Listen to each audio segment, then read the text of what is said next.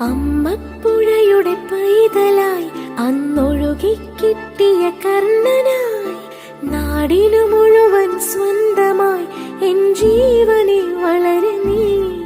കുടിൽ മേയുവാൻ മുകിലുകൾ, അതിൽ മാരിവിൽ ചുവരുകൾ, നിനക്കൊരു കുടം കുളിരുമായി പുതുമഴ മണിമ